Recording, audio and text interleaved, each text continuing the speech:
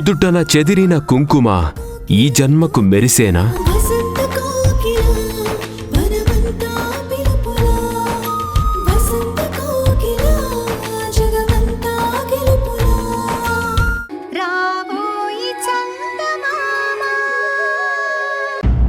అలా కాదండి, 50-50 ఏమంటారు?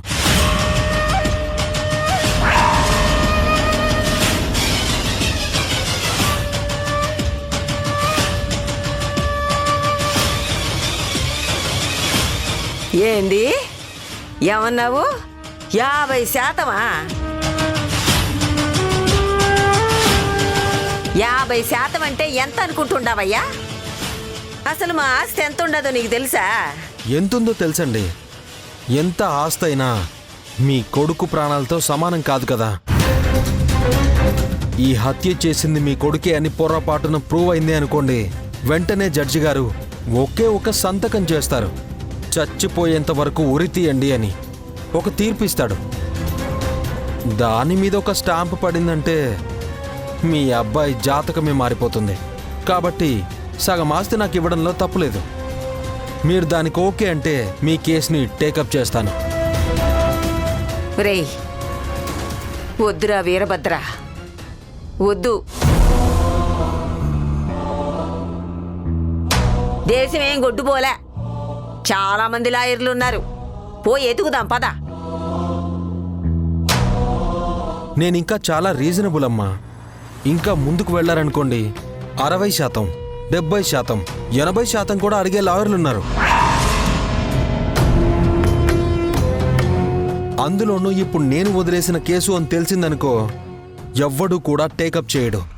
కాబట్టి మీరు ఆలోచించుకుని చెప్పండి.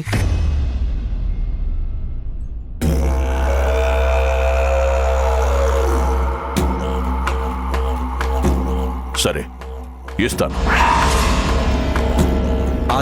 అది తెలివితేటలంటే. సరే, ఇప్పుడు మనం అనుకున్న దాన్ని ఒక పేపర్ మీద రాసుకుందాం. ఎందుకేంటి? నీటి మీద రాతలు ఎలా ఉంటాయో క్లయింట్ చెప్పే మాటలు కూడా అలాగే ఉంటాయని మాకు బాగా తెలుసు. కాబట్టి ఏదైనా పేపర్ మీద పెట్టుకుంటేనే మీకు నాకు మంచిది. ఏమంటారు? సరే, మీ ఇష్టం.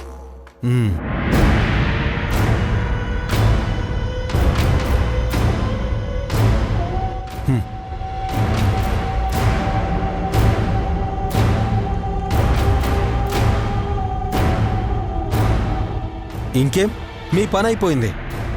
మీరు కేసు గెలిచినట్టే. ఆ భరత్ గాడికి ఉరిశిక్ష ఖాయం. డోంట్ వరీ, మీరు వెళ్ళరండి.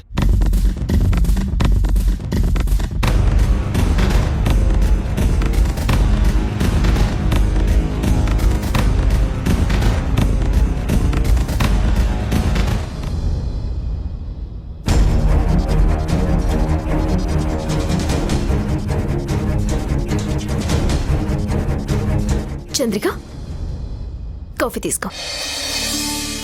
అరే, నువ్వు తెచ్చావేంటి కాఫీ? ఏ, నేను తీసుకురాకూడదా? అది కాదు, నీకెందుకు శ్రమ అని. శ్రమ ఏంటి? అక్కడికి నేనేదో పరాయి వ్యక్తిలాగా మాట్లాడుతున్నావు. నేను కూడా మీతో పాటే. ఆ విషయం గుర్తుపెట్టుకో.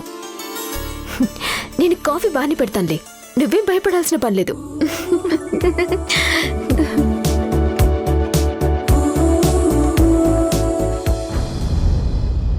అవును,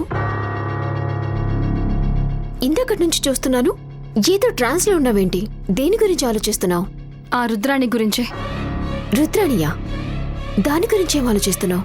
తను నా దగ్గరికి వచ్చి భరత్ గారిని కాపాడాలంటే అది నా ఒక్కదాని వల్లే అవుతుంది, నేను తప్ప భరత్ని ఎవరూ కాపాడలేరు, దానికి బదులుగా నువ్వు భరత్ని వదులుకుంటాను అని మాటివ్వు అని అన్నది. అంత కాన్ఫిడెంట్గా ఎలా చెప్తుందో నాకు అర్థం కావట్లేదు. అంటే తన దగ్గర ఏమైనా ఎవిడెన్స్ ఉండుంటుందా?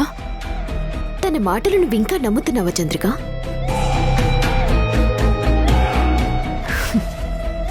తన మాటలు నువ్వు ఎలా నమ్ముతున్నావు చంద్రిక? ఊరికి నీకు మనశ్శాంతి లేకుండా చేయటం కోసమే తనలా మాట్లాడుతుంది తప్ప నిజంగా తన దగ్గర ఏ ఎవిడెన్స్ లేదు, ఉండే ఛాన్స్ కూడా లేదు. లైట్ తీసుకో. అయినా ఒక పెళ్ళైన మగాడి కోసం జాబ్ వదులుకొని ఇంత దూరం వచ్చింది. ఆ వీరభద్రం పక్కన చేరి అతనితో చేతులు కలిపింది. తను సాయం చేస్తాను అన్నది అంటే నువ్వెలా నమ్ముతున్నావు? కరెక్ట్గా చెప్పావమ్మా. ఆ రుద్రాణి మాటలు విన్నాము అంటే మనం నట్టేట మునిగిపోతాం. ఆల్రెడీ అంతకుముందు తన వల్ల ఎన్ని కష్టాలు పడ్డామో మర్చిపోయావా? తను చెప్పిందంతా నిజమని నమ్మావంటే ఈ కేసు మనం ఓడిపోతాం. లేదత్తయ్య, ఆ రుద్రాణి గురించి నాకు బాగా తెలుసు. తను మామూలు మనిషి కాదు, చాలా తెలివిగల మనిషి. అలాగే భరత్ కోసం తను ఏదైనా చేసే మనిషి. వెళుతూ వెళుతూ 1కి 10 సార్లు నువ్వు భరత్ని వదులుకో, భరత్ని కాపాడే బాధ్యత నాది అని ఇంకా గట్టిగా చెప్పిపోయింది.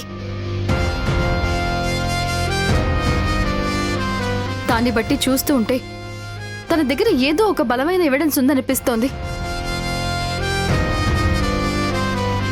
నిజంగా అలాంటి ఎవిడెన్స్ కనుక ఏదైనా ఉంటే ఈ పాటికి రుద్రానికి ఆ వీరభద్రం వల్ల థ్రెట్ వచ్చుండేది కదా. ఎందుకంటే ఈ కేసులో భరత్కి శిక్ష పడాలి అని వీరభద్రం విపరీతంగా ట్రై చేస్తున్నాడు. కానీ భరత్ని కాపాడగల ఎవిడెన్స్ రుద్రాణి చేతిలో ఉంది అని కనుక తెలిస్తే ఎప్పుడు వీరభద్రం రుద్రాణిని చంపేసుండేవాడు.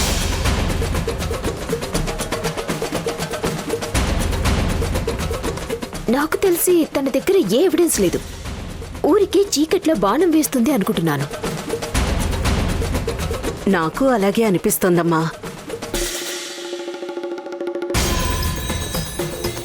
లేదత్తయ్య, నాకెందుకో రుద్రాణి విషయంలో అనుమానంగా ఉంది. ఎందుకంటే తను భరత్ గారిని చాలా ప్రేమించింది.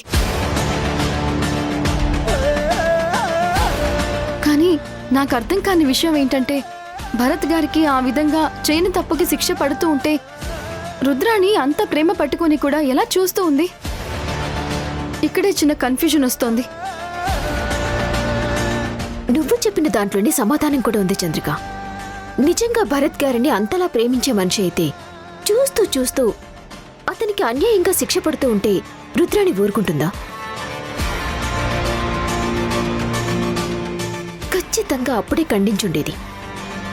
అప్పుడే ఆ ఎవిడెన్స్ ఏమైనా ఉంటే బయట పెట్టేది. ఇప్పుడొచ్చి నీతోటి బేరాలాడాల్సిన అవసరం లేదు.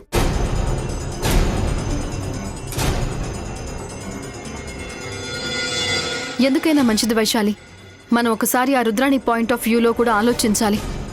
Something is there.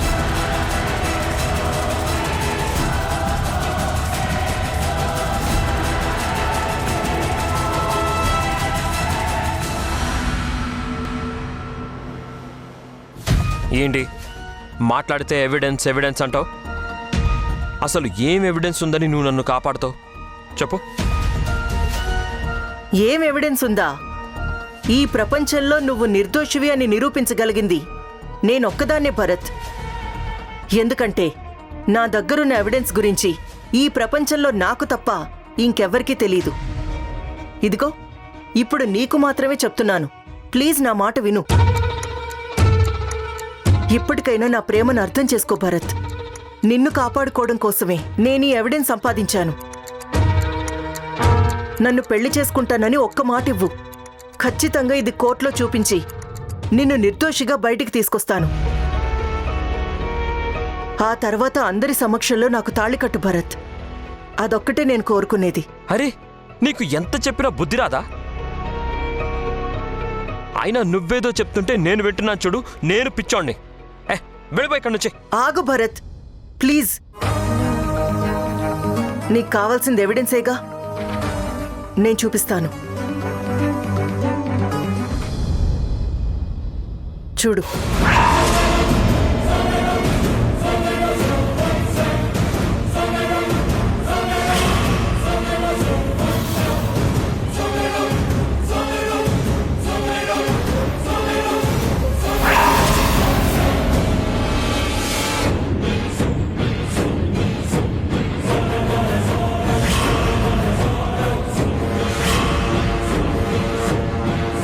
రుద్రాణి, ఈ వీడియో మనకి చాలా ఉపయోగపడుతుంది.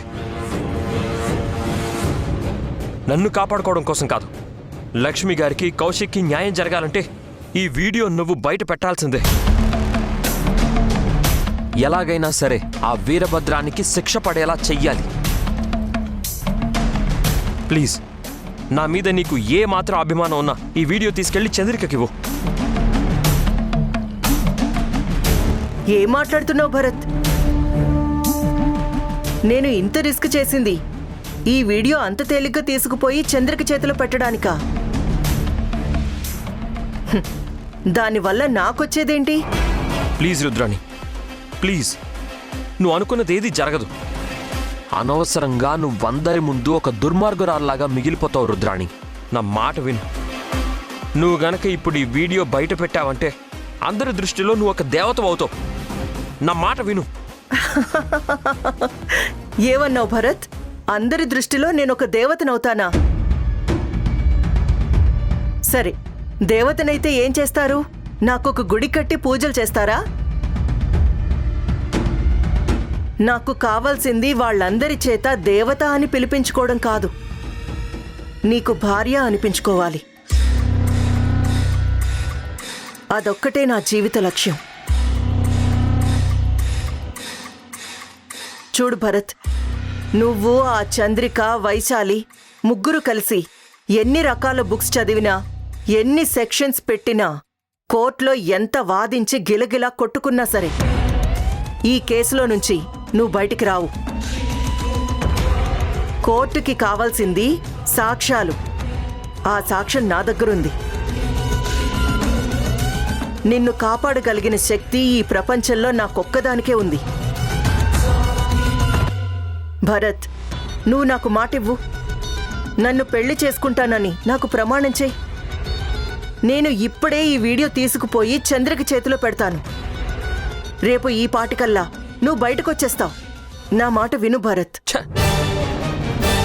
నీకు ఎంత చెప్పినా అర్థం కాదా? ఎట్టి పరిస్థితుల్లోనూ నేను నీకు దక్కను. నిన్ను దక్కించుకోకుండా నేను కూడా వదిలిపెట్టను భరత్. చూసే వాళ్ళందరికీ నాది పిచ్చిలా అనిపించొచ్చు, కానీ నేను నీ మీద పెంచుకున్న పిచ్చి ప్రేమ నాకొక్కదానికి తెలుసు. నువ్వు కౌశిక్కి న్యాయం చేయాలనుకున్నావు, లక్ష్మి గారికి న్యాయం చెయ్యాలి అనుకుంటున్నావు, అటు చంద్రికకి మంచి చెయ్యాలి అనుకుంటున్నావు. ఇంతమందికి ఇంత మంచి చెయ్యాలి అనుకున్న వాడివి నా ప్రేమని మాత్రం అర్థం చేసుకోలేకపోతున్నావు కదా? ఏంటి ప్రేమ? నిజంగా నువ్వు నన్ను ప్రేమించుంటే నాకు ఉరిశిక్ష పడుతుందని తెలిసి కూడా నీ దగ్గర ఎవిడెన్స్ ఉండి నువ్వు ఇన్ని డ్రామాలు ఆడుతున్నావు అంటే నిన్ను ఏమనాలి? సరే, నువ్వు అనుకున్నట్టుగానే ఈ ఆధారాలని బయట పెట్టవు, బయట ఎవరికీ చూపించవు. నాకు ఉరిశిక్ష పడుతుంది. ఆ తర్వాత ఏం చేస్తావు? నేను పోయాక ఈ ఎవిడెన్స్ నీ దగ్గర పెట్టుకొని నువ్వు ఏం చేస్తావు? ఇదేనా నా మీద నీకున్న ప్రేమ? భరత్, నువ్వు నన్ను ఎమోషనల్గా బ్లాక్మెయిల్ చేయాలని చూస్తున్నావు. నేను అంత తెలివి తక్కువ దాన్ని కాదు. కానీ ఒకటి గుర్తుపెట్టుకో భరత్, నువ్వు నా మాట వినకుండా నిజంగానే నువ్వు ఉరికంబాన్నే కోరుకుంటే నీ ప్రాణం పోయిన మరుక్షణం నేను కూడా ప్రాణం తీసుకుంటాను. అంతేకాని నేను మాత్రం నిన్ను వదిలిపెట్టను భరత్, గుర్తుపెట్టుకో.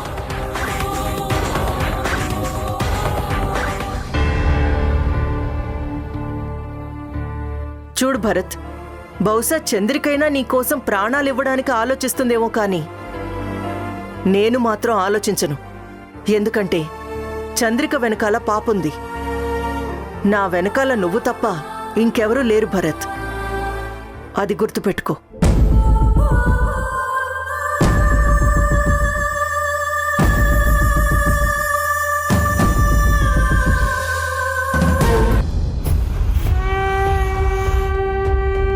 నీకేమైనా పిచ్చెక్కినదిరా?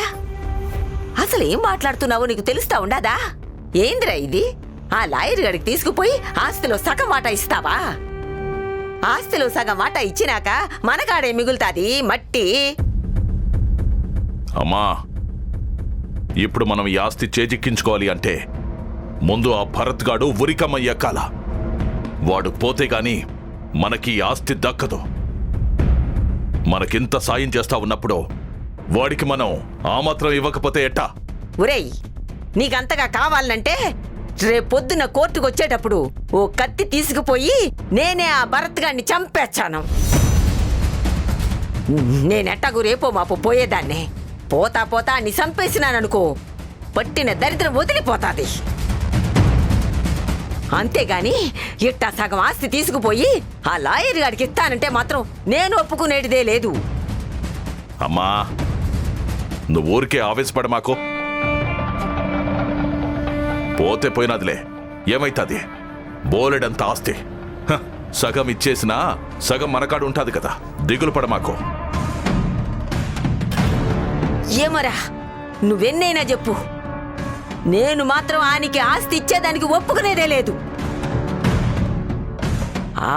ఆడి ముఖం ఆడు పోయి ఆ చంద్రికని, వైశాల్ని, ఆ భరత్ గాన్ని ఓడించేసి గెలిచేస్తాడనే కేసు. ఇదంతా జరిగే పని కాదురా అయ్యా. ఆడు ఒట్టి మోసగాడు. ఆడి మాట వినగాకు, నా మాటిని ఇంకో లాయర్ని చూడు. అమ్మా, ఇప్పుడు ఆ పరిస్థితి లేదు. ఎందుకంటే మన రహస్యాలన్నీ ఆ లాయర్ దగ్గర చెప్పేసుండాం. ఇప్పుడు మనం ఏదన్నా కాదన్నామంటే ఆడు మనకు వ్యతిరేకంగా మాట్లాడే అవకాశం ఉండాది. ఆ లాయర్లను నమ్మడానికి ఏమాత్రం వీల్లేదు. ఎందుకైనా మంచిది, ఆడి డబ్బులు ఆడికిచ్చేద్దాం. ఒరేయ్, నిజంగా నువ్వు ఆ పని చేసినావంటే నేను నీ కండ్ల ముందే గొంతు కూసుకుని చచ్చిపోతాన్రా. అమ్మా, ఏంది నీ పిచ్చి? ఎవరికి రా పిచ్చి? ఆ? ఎవరికి పిచ్చి? ఆడెవడికో తీసుకుపోయి ఆస్తి అంతా ఇచ్చేస్తానంటావా? ఉన్నదంతా ఆస్తి తీసుకుపోయి ఆడికే పెడితే ఇంక మనమేం తినాలా? ఎంత అమాయకురాలువమ్మా. ఇంకా నేనేందో నీకు అర్థం కాలేదా? చూడమ్మా, ఇన్నేళ్లుగా ఈడ పిచ్చోళ్ళలాగా కాపలా కాసింది ఆ ఆస్తి సగం తీసుకుపోయి ఆడెవడో చేతికి ఇవ్వడానికా? మరైతే ఏం చేస్తావురా? ఏం చేస్తావేంటే, ముందు ఈ కేసు నుంచి బయటపడి ఆ భరత్ గాడికి ఉరిశిక్ష పడినాక వాడితో పాటు ఈ లాయర్ని కూడా పైకి పంపించేస్తాను. అంటే ఆ లాయర్ని చంపేస్తావా? చంపేయక ఆడిని కూసోబెట్టి సగం వాటా ఇచ్చేస్తానా? ఎవరినైనా నమ్మచ్చేమో గాని ఈ వీరభద్రాన్ని నమ్ముతారా అమ్మా? వీడు నీ కొడుకో, కనీసం పులైనా జాలిపడుద్దేమో గాని ఈ వీరభద్రం మాత్రం జాలిపడడు. ఇన్ని సంవత్సరాల్లో డబ్బు కోసం ఎంతమందిని చంపుంటాను.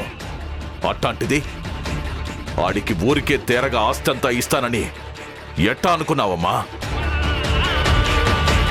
మన రహస్యాలన్నీ ఆడికి తెలుసు.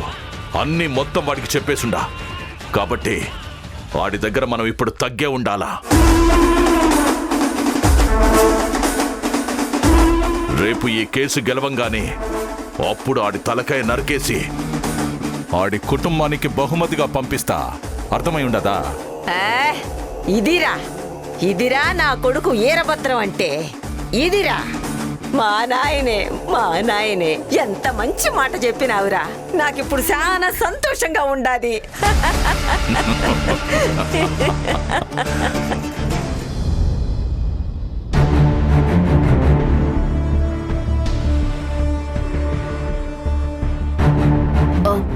చంద్రిక, నువ్వు అనవసరమైన విషయాలేవి ఆలోచించుకో. ఇప్పుడు నువ్వు తొందరపడి ఆ రుద్రాణితోని ఏదైనా గొడవ పెట్టుకున్నా, ఆ వీరభద్రంతో ఏదైనా డిస్కషన్ పెట్టుకున్నా నీ బెయిల్ క్యాన్సిల్ అయిపోతుంది. నీకు తెలియదేం కాదు, ఆయన ఇంకోసారి గుర్తు చేస్తున్నానంతే. నేను బయలుదేరుతాను. చిన్న పనుంది, అది చూసుకొని వస్తాను.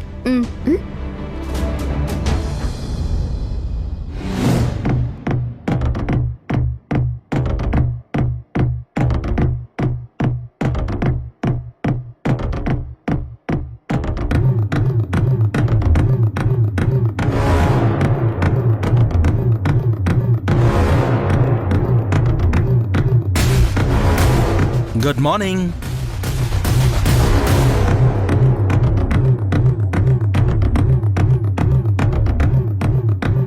హలో వైశాలి, నిన్నే. నమస్తే.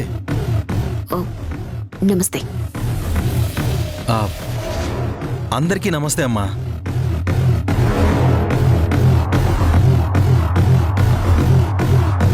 నువ్వేంటి ఇక్కడున్నావు? నీకోసమే వచ్చాను వైశాలి.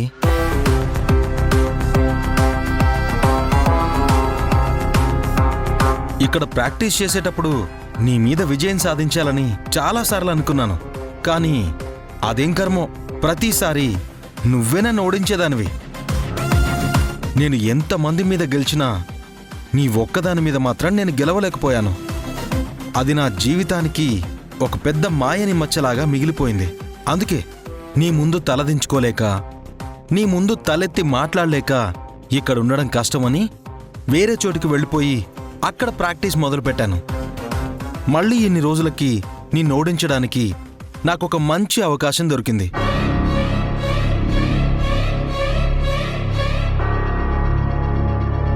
నన్ను ఓడిస్తావా? ఏ కేసులో? ఇదిగో ఈవిడ కేసే.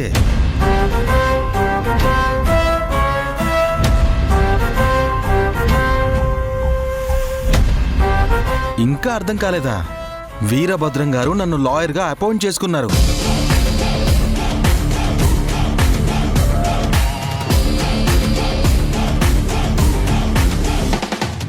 అతను లాలో ఉన్న పాయింట్లు మాత్రమే వాదించగలడు, కానీ అంతకంటే బలమైన ఎవిడెన్స్ని కోర్టులో ప్రొడ్యూస్ చేయబోతున్నాం. మీరు డబ్బిచ్చి అరవింద్ని ఎలా కొన్నారో నేను కూడా డబ్బిచ్చి రుద్రాణిని అలానే కొన్నాను. నేను చెప్పానే ఎవిడెన్సు, అదే సాక్ష్యం. అది తెచ్చిచ్చేది ఎవరో తెలుసా? ఆ రుద్రాణియే.